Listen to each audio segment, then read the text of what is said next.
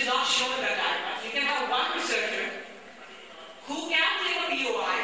POI is taken by raising hands, and we do not take a POI till the speaker accepts, as you will perhaps observe if they do a POI in the debate, I presume. They can demonstrate one. Okay? And when you raise hands, it is for the speaker to accept the POI. If he does not, you cannot speak.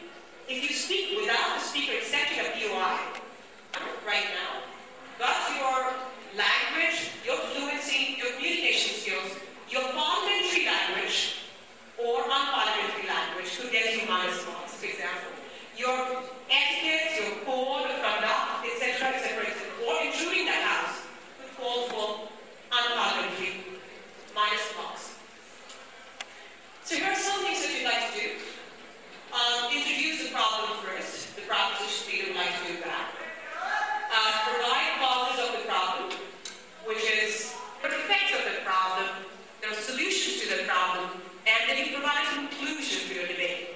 And why do you do this? You must, as far as possible, include examples, not fictitious. Please don't ever provide wrong information to the House. It will give you minus marks. There will be a set of adjudicators and there will be a set of researchers sitting in the background only to look at this, right? So, please keep walking in. Come from this side, we'll see here. So, as you look at this case, we need you to take examples on social, economical, political, geographical, and as many varied examples as you can. If you can, let's say you take up a beautiful political case on this Berlin Wall, but if that is all you can find it to the one element of debate, which is political. It will be called a confined debate. It will be called a limited or constrained debate. It would not be something wide. So, God forbid, your opposition team can bring in multiple perspectives to the same case. It's a cakewalk for them, right? So we would encourage you to do that.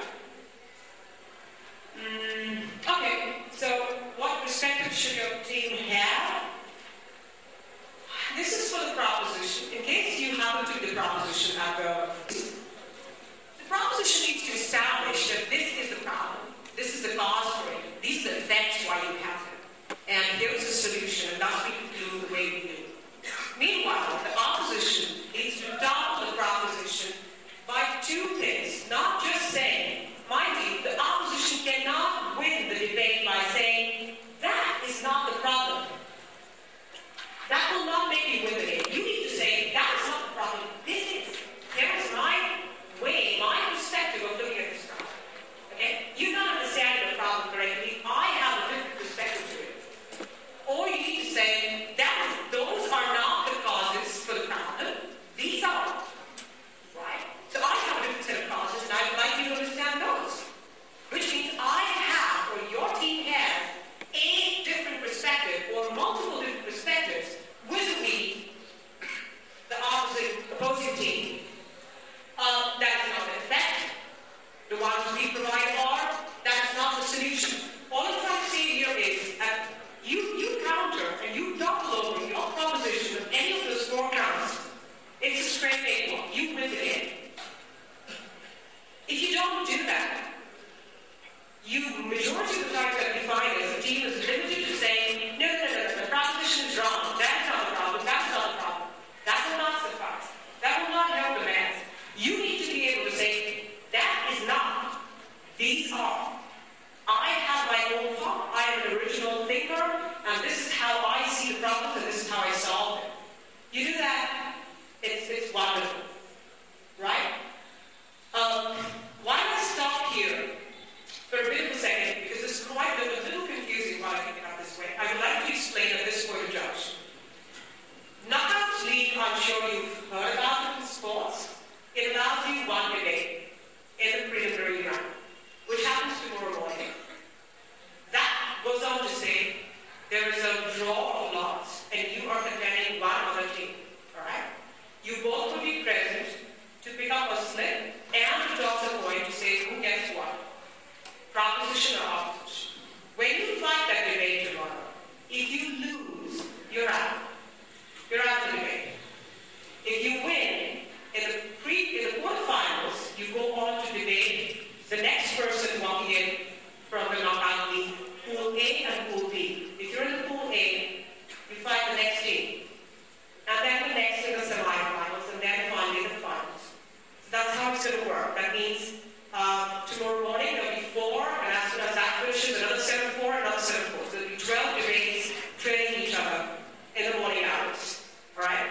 And subsequently, by later in the evening, quarterfinals, and tomorrow we have semifinals, and day after we have semifinals and finals. All right? So I hope that describes to you why I'm talking what I'm talking, because there is no more this platform where everybody comes together with a single topic, and everyone's for gets up and speaks, and everyone's again gets up and speaks. That doesn't exist anymore in a parliamentary debate, in the British parliamentary debate. What we have is you moving on against the team you are up for. You knock them out, you fight them out, you gain to the next level. Then you find another team, and then you move on to the next level, and so on and so forth. Tika? No? No Punjabis here? Jagdal? Oh, that makes sense. Next one, please. Okay. So, coming to the POI, point of declaration. And as I said earlier, the speaker on the dais needs to accept the POI. When he says yes ma'am or yes sir, then you can either get up or sit down wherever you are and speak out whatever it is you have to do. You should not have a POI lasting more than 15 seconds. Remember, you're eating into the speaker's time. If it is more than 15 seconds, the speaker has all the right to tell you to shut up and sit down, okay? And not disturb him any further. You need to make it focused, you need to make it clear, you need to make it very sharp. And I'm sorry to use that language, you cannot actually use that word shut up there because it's unparliamentary. As we do it in this house, it will be fetching you a -1 if you were to do it in a real session. Alright, so let's look at it. As I said, you can have one POI, you can take one or more POIs. If the speaker allows you to have more POIs, you are very welcome to them. But you cannot gain any negative marks if you take at least one POI in 5 minutes, or at least 2 POIs in 7 minutes. The adjudicator does frown upon if he takes less, if he or she takes less than that, primarily because that shows that if you are the speaker and you cannot take a question abruptly, you actually don't have a hand on the subject. And what you're really doing is, you come up with a grand speech or something like that, especially as an opening speaker, you can manage to do that. You only delivering that.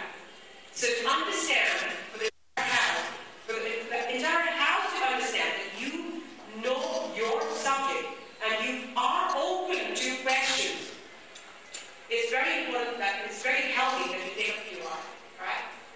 Okay. So BOO, which is a point of order.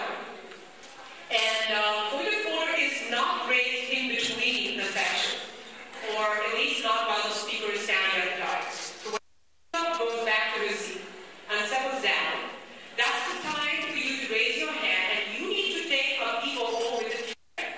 You need to inform the adjudicator that I have a BOO, which means there is a point of order, anything which is unparliamentary can call for a BOO.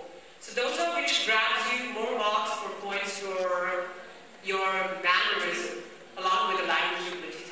And we strictly debate in English only. I presume that has already been told to you.